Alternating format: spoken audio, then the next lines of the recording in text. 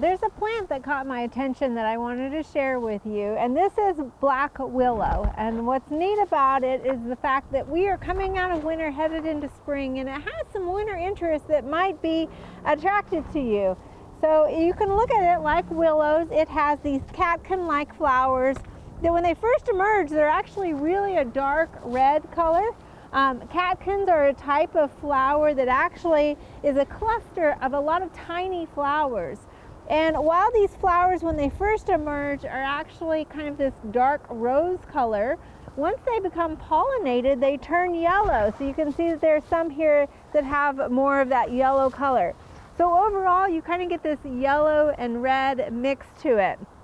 Now, while it might seem that it gets its name black willow from these black-like catkins, it actually gets its name from the new wood. So if you look at some of this newer wood, this newer growth, it has again a dark burgundy, almost black appearance to it. Now this plant is not native to the US. It's actually native to China, Japan, and Korea. However, it is hardy from zones 5 to 7 here in the US.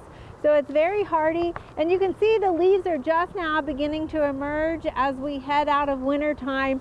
But overall, the plant can get anywhere from 6 to 10 feet tall. Now, if that's a little bit too excessive for your situation, it can tolerate heavy pruning, so you can really kind of go back and cut it back to the ground every few years if you desire. And of course, that'll give you some of that newer growth that's going to have more of that darker color as well. Now, willows are susceptible to some different diseases such as cankers and borers, and they also tend to be weak-wooded. So again, cutting it back will help eliminate some of that. However, you might just be careful about where you plant it. It's definitely not a plant that I would suggest for every garden, but some of the benefits are the fact that if you are into cut flowers, having these branches available to you so that you can cut them and bring them in is kind of a nice way to force those flower buds. And the other big thing is that it can be a little bit of a water hog, so you want to be careful about where you might plant it, as it can affect those sewer lines or some of those drain lines as well.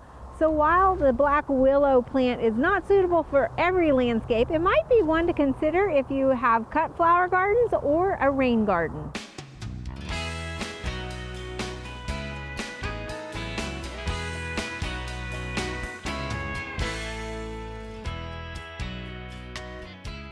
We hope you enjoyed this video as part of our Oklahoma Gardening YouTube channel.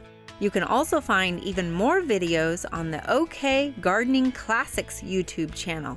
And join us on social media for great gardening tips, photos, and discussion.